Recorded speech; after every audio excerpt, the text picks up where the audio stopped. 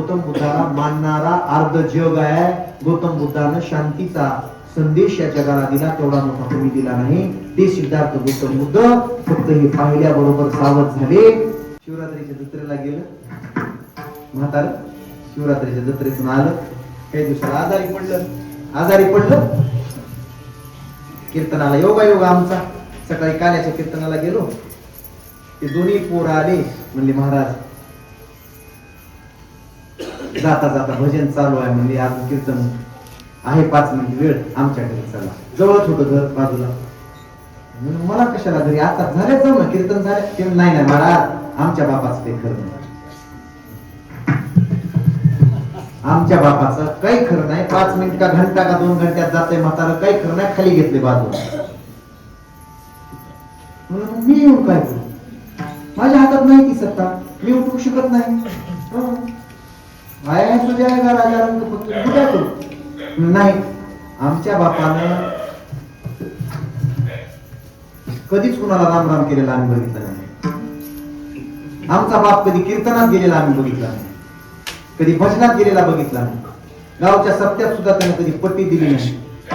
आणि पहिल्या पंक्तीला वरचं वरण खाऊन आल्याशिवाय राहिला.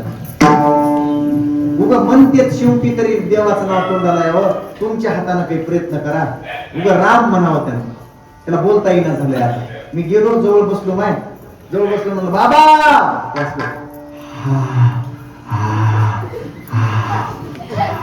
म्हणलं बाबा राम म्हणा. राम काय म्हणलं म्हातार,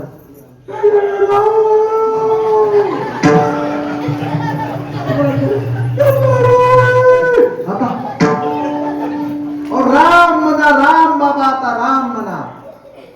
महाराज त्यानं ते असा हात एकच हात हालत होता त्याचा, एकच, आणि तोंड असा.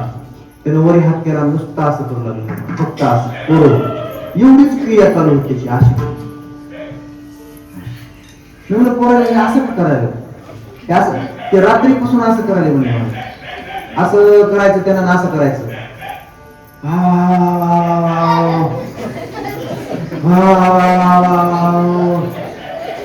म्हणले असं का करतय पोर. म्हणले आम्हाला कळत महाराज. काय विचार केला 2 मिनिटं. म्हणलं पोरांनो, तुमच्या बापानं कधी पट्टी दिली नाही, आयतं खायलं, कधी कीर्तनाला गेला नाही. 100% आयुष्यभर खूप कष्ट केलेत हो महाराज, केलेत, खूप कमविले महाराज. कुठेतरी ढबुलत ठेवले आणि ते दाखवायले, पण त्याला बोलता येईना झाले. आताच्या सापडला लिहिला, आताच्या डॉक्टरला जीप मध्ये 10,000 जाऊ द्या, 20,000 जाऊ द्या, मी देतो, पुन्हा मला द्या तुमच्याचं भांडे सापडले. ते सांगणार आहे आणि मरत नाही. त्याच्या कानाच्या सरपाया खाली पडल्या नाही, त्याच्या भोया खाली पडल्या नाही, त्याच्या पापण्या मिटल्या नाहीत, अजून नाक वाकडं झालं नाही, ते मरत नाही 3 दिवस. म्हणलं गॅरंटी आहे. तुम्ही जा. गेली महाराज, कीर्तन सुरू झालं. तिकडे जाऊन अर्ध्याच तासामध्ये डॉक्टरला घेऊन आले, सलाईन लावले की कीर्तन झाल्याबरोबर ते पोरग जे विठ्ठल व्हायला, ते पोरग म्हणलं आमचा बाप थोडं बोलायला नाही, बरं वाटायला मला, चांगलं झालंय, तुम्हीच चला, तुमच्या तोंडाला विचारा. गेलो तिथं, असा फेटा घेऊन गेलो तिथं. म्हणलं बाबा,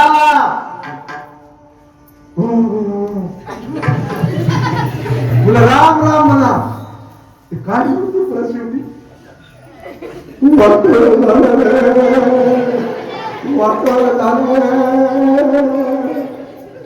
काय वाटलं झालं, तुम्ही रात्रीपासून असं काय करायला, असं बोलावं लागायचं, ऐकायचं नाही.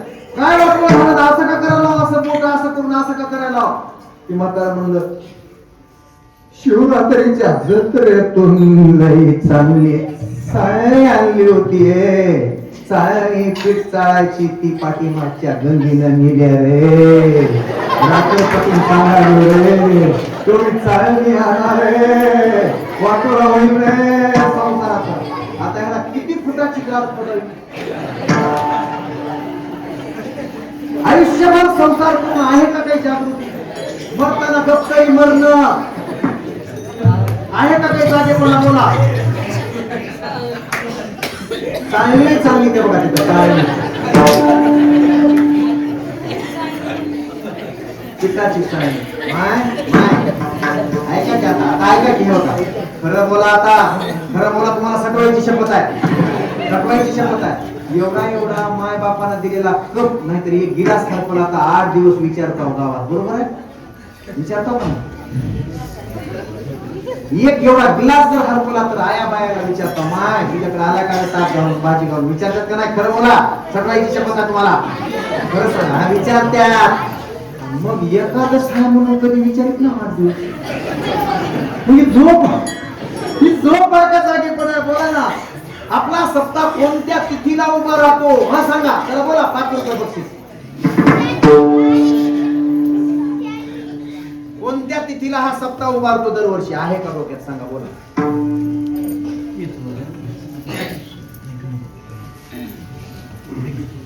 लग्न झालेले आहेत का किती? रे बाबा, हे बाबा अवघड झाले सध्या. बायकोचा वाढदिवस लक्षात राहतो, स्टेटस ठेवतो. माय बापाचा वाढदिवस कधी स्टेटस? अरे झोप नाही तर काय? सिद्धार्थ गौतम बुद्ध कधीच बाहेर काढले नाहीत वयाच्या 19व्या वर्षापर्यंत. कारण सांगितलं होतं लहानपणी, हात पाहिला होता का ज्योतिषानं सांगितलं होतं त्याच्या बापाला, राजाला सांगितलं होतं, राजा एकतर हे पोरग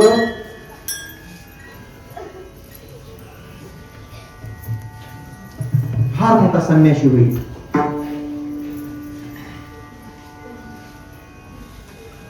ऐका,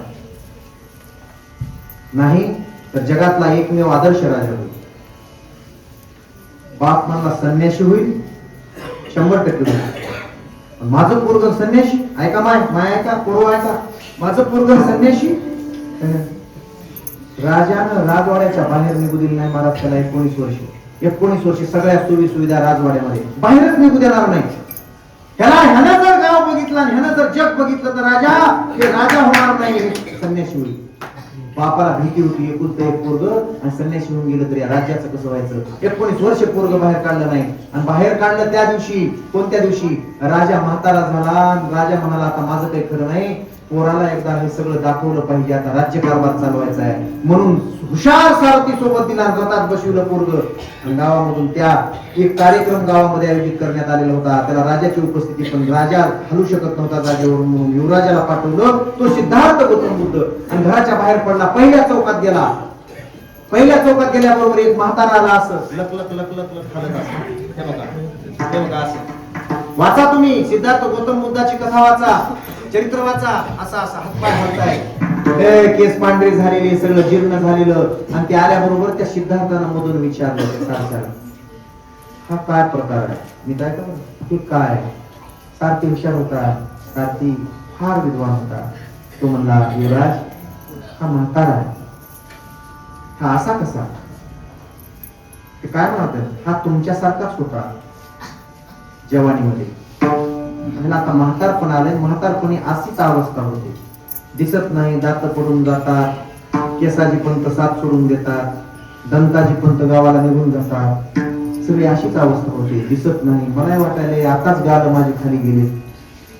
मी जर 80 वर्षाचा झाल्यानंतर चक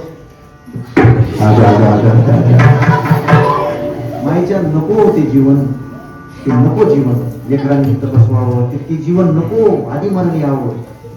70व्या वर्षी 65व्या वर्षी मरण यावं, त्याच्यासारखं पुण्यवान कोणी नाही. माय माशी पडलेली दिसत नाही, केस दिसत नाही, ह्या डोळ्याला काही दिसत नाही. मायो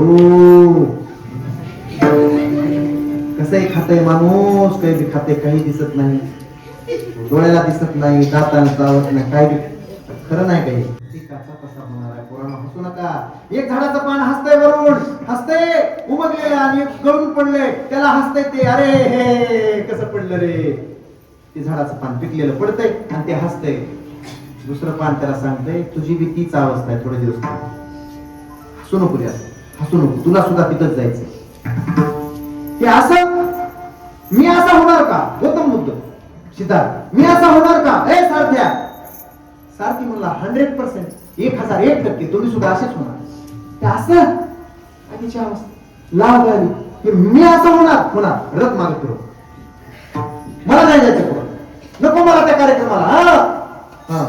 काय ब्युटी पार्लर करून निघत आहेत अहो लग्नाला, मला परत फिरव. नाही नाही नाही युवराज, गेलं पाहिजे आपण. मी सांगितलं तुला परत फिरव. परत फिरलं, पुन्हा परत फिरल्याबरोबर अर्ध्या किलोमीटरवरच राम नाम सत्य है, राम नाम सत्य है, चौघाच्या खांद्यावर राम नाम सत्य है, राम नाम. हे कधीच काय बघितलं नव्हतं ना बाहेर. हे काय, हे काय युवराज, ही अंत्ययात्रा आहे. अंत्ययात्रा म्हणजे काय? काय नाही, माणूस मरतो. तो म्हातारा होता ना, म्हातारा झाल्यानंतर पुन्हा मरतो आणि मेल्यानंतर चौघाच्या खांद्यावर असं नेतात. कुठं नेतात? कुठं? त्यानं विचार, कुठं? मसनवट्यात नेतात. मसनवट्यात कशाला? जाळायला. त्यानं सांगितलं जाळायला. म्हणजे ह्याला जाळतेत का? हो, याची राख होते, राख होते. कोण जाळते? मी काय का करू? त्याला काही माहित नाही. विचारलं काय कोण जाळते?